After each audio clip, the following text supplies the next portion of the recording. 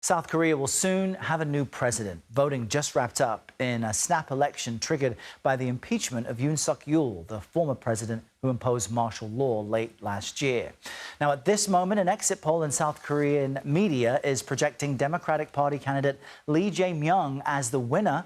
Lee was a driving force behind the opposition party's effort to oust Yoon. He's up against Kim Moon-soo. Kim is a hardline conservative who served as the former president's labor minister. We've got Isaac Stonefish watching all of this closely. He's the CEO and founder of Strategy Risks, a business intelligence firm. And as you see here, joining us from our D.C. bureau. Isaac, great to see you this morning. It looks like we've got high voter turnout in this election as well. What is on the line in South Korea as far as its global standing and the U.S.? This is a transformative election, especially as it relates to North Korea and China.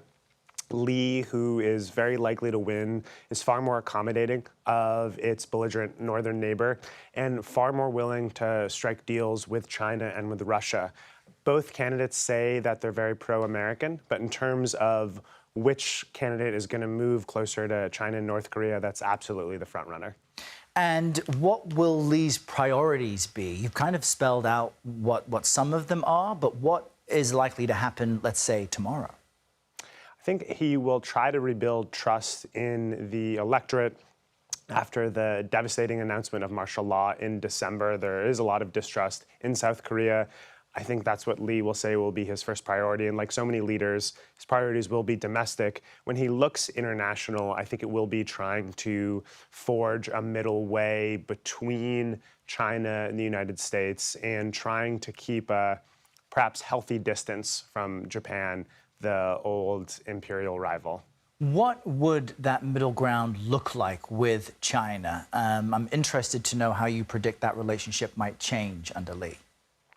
China is South Korea's largest and most important trading partner, and the relationship blew up about 8 years ago over dispute over a military installation in South Korea. And I think Lee will try to make it clear to Beijing that South Korea trusts China and wants more Chinese investment and is less concerned with issues like Huawei or technology transfer.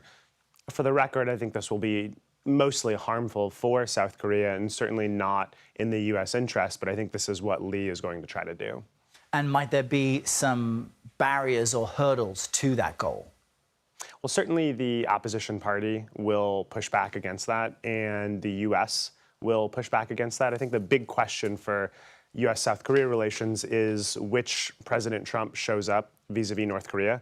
Is it the one who talks about fire and fury, or is it the one who wants to really bring North Korea back into the cold? And that'll be a major determiner of both U.S.-South Korea relations, but also how much leeway the United States gives South Korea in trying to improve relations with China. How much leeway will Lee get? Isaac Stonefish with the latest. Thanks so much. Appreciate Thank you. Your reporting.